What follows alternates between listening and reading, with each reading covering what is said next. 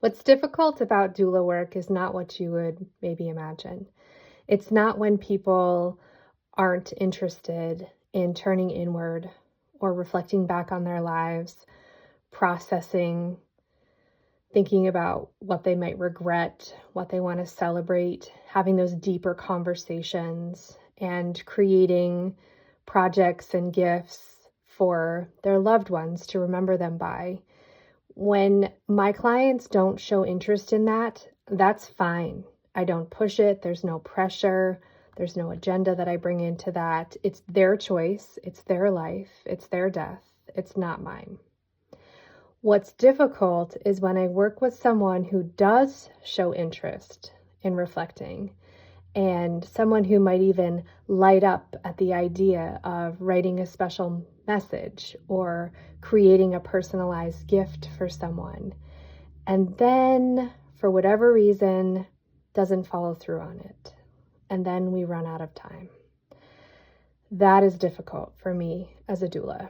I was recently working with somebody who was talking about how grateful they felt for the care they had received in the hospital.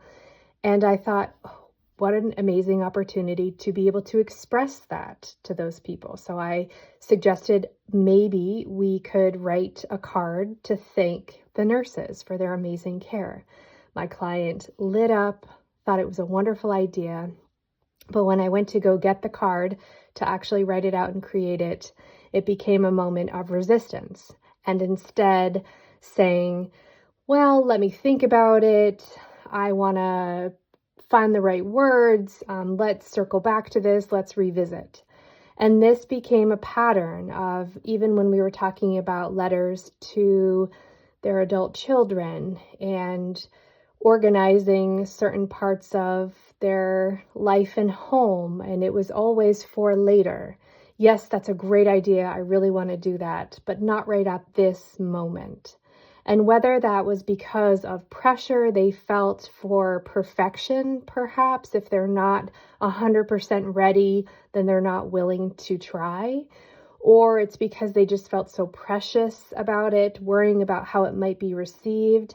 And I see this sometimes, that it really holds people back from sharing themselves and what's on their minds and in their hearts with those that they love, and for their own process of thinking about life and reflecting on its meaning. And then time was shorter than expected, and it was too late. And it felt like there was quite a bit of work that went undone. And so that adds to potentially a feeling of loss on top of loss. As a doula, this is difficult for me. And I have to remember that it's not mine, and it's not mine to control, and it's not mine to direct.